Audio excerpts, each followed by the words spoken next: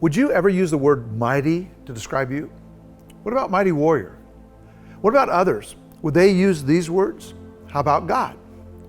12 Mighty Orphans is a powerful true story about some young men in an orphanage in the 1930s.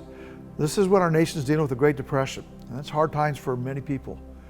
The question I want to focus on today, though, is this: how do you see yourself? It's really an important question. Let me ask you this way: do you see yourself as God sees you or as others see you? Remember a guy by the name of Gideon from the Old Testament? In the book of Judges, God needs someone to step up and to lead his people. And so God sends his angel to a man named Gideon. And the first words out of the angel's mouth are, "The Lord is with you, mighty warrior." That's Judges chapter 6, verse 12. So he calls him mighty warrior. This is the guy that God's going to use to save Israel. This is how God sees Gideon, mighty warrior. But how does Gideon see himself? Well, verse 15 says, "Pardon me, my Lord," Gideon replied, "but how can I save Israel? My clan, it's the weakest of Manasseh, and I am the least in my family." In other words, Gideon's telling him, "Hey, you got the wrong guy. The tribe I come from, we're all wimps. My dad was a wimp. My granddad was a wimp. My immediate family, all wimps. And oh, by the way, I'm the least of all those, meaning I'm the wimpiest of them all."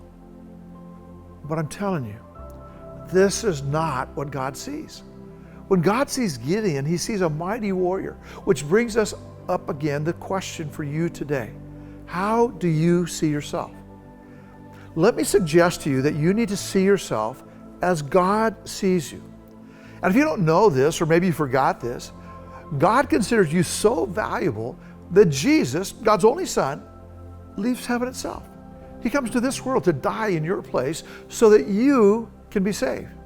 So please hear me. Jesus gave his life for you. This is how valuable you are. Listen to what Paul says in Ephesians 2:10 about us. He says, we are God's masterpiece.